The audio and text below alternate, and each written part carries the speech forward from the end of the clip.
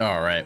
What's up, boys? I hope you've been enjoying Marvel's Rivals. Today, we're going to discuss some of my favorite supports that I've enjoyed playing thus far in the game. I've honestly been having a pretty good time playing supports whenever I sort of have to.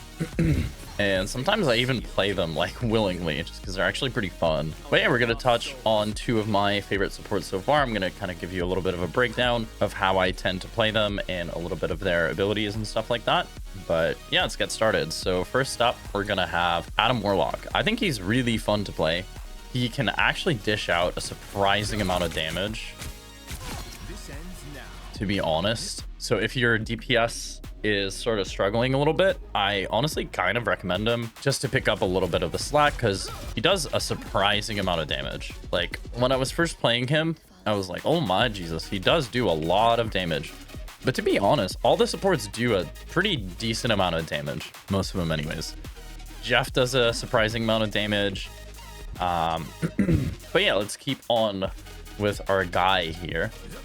So first off, you're going to have your autos, which looks something like this. So this is going to be your like basic attacks, and then you can charge your basic attacks.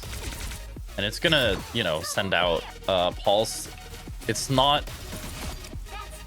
There is some travel time, so you sort of have to lead it if someone is like moving, right? You're going to have to track them a little bit. But yeah, overall, I think his kit, at least in the auto attack department, it's pretty good. And if you get good at like combining the different, you know, fire modes, you could definitely, you know, just melt people and surprise them with the amount of damage that he can pump out. That's going to be his like auto attacks are really good.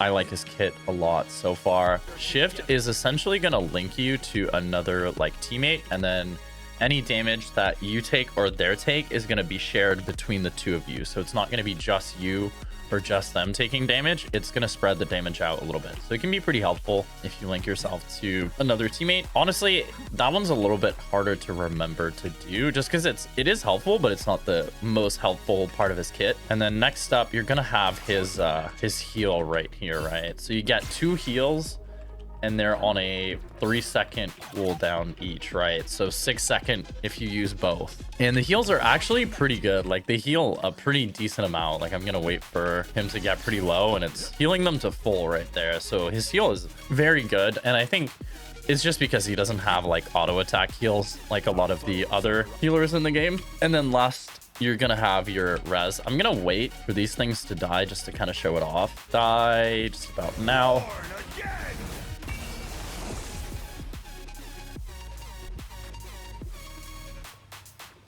Yeah, and then they're only gonna res at like a quarter of their health, so you're gonna want to have one of your heals ready to go and ready to be tossed out as soon as they get up. One thing that I didn't necessarily say about the heal here is that it actually links. So as you can see, it heals this dude and that dude at the same time with just one heal.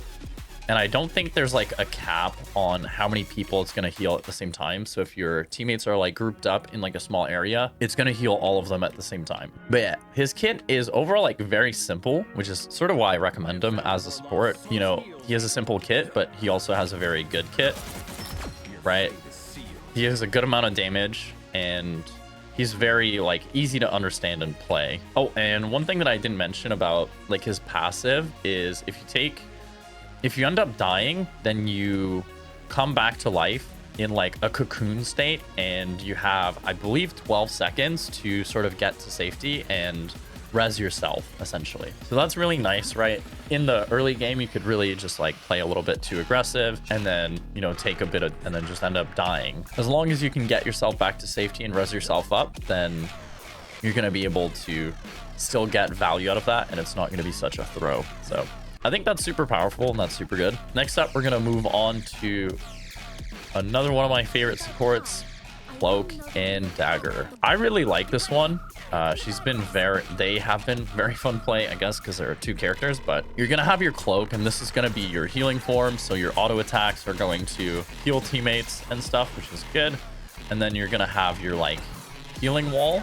So this is going to heal them in like an AoE. And then lastly, you're going to have your like bubble heal which is gonna do another like set of healing, and it might even block damage. I'm just gonna in the impact area, so I don't think it blocks any damage, but it's still useful, right? If you see like a few teammates together or they're about to push an area, and you can sort of throw this out so they can walk into it and get healed while they're fighting.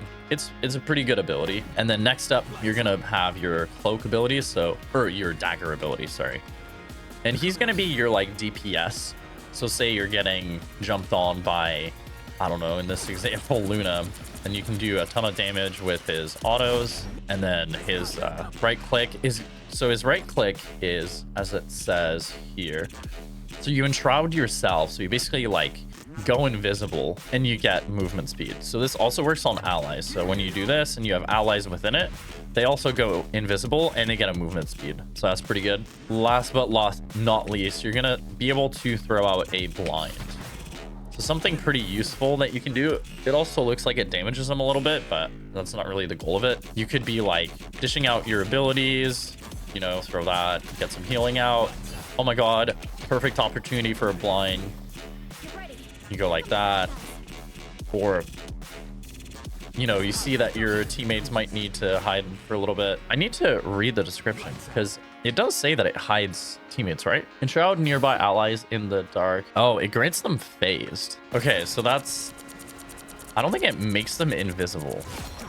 I don't know what phased is. Does it say anywhere? Anyways, that's going to be his abilities. We're going to leave that one a little bit open because I actually don't know what phased means. Maybe I can try and test it and see what it sort of does. Come on, boys. Res.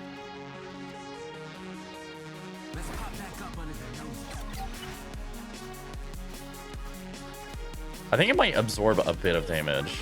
And then next up, you're going to have his ult. So his ult can heal your teammates, but also damage enemies. So there you saw that I could heal my teammates, but I can also damage the enemies, right? And it's going to do damage over time, which is pretty nice. And it does a pretty decent amount of damage, especially if you combine it with some autos. Overall, the kit is really good. I like supports that can dish out a bit of damage, right? Even Jeff here, I'm just gonna go over him quickly. I feel like everybody generally knows what Jeff does, but you're gonna have your healing, which is great. You're gonna have your damage, which does a surprising amount of damage, and then you're gonna have your, you know, your shark when you want to hide and be cute and all that, and then your E, which is gonna throw these little bubbles that you can place in areas where either you're gonna retreat to or you're gonna walk into to attack a point. So Jeff is just your probably like simplest support in the game, but also one of the most effective. His ultimate is obviously really powerful because you can take these, you can damage them, and then we're gonna say I'm spinning them off the map, right? Obviously I'm not spinning them off the map right now, but kind of an honorable mention because I feel like probably everybody knows about Jeff and has seen gameplay and probably understands how to play him. He's not very complicated, but still worth mentioning. He's obviously a very good support, and if you don't play much support and the two picks that I, you know,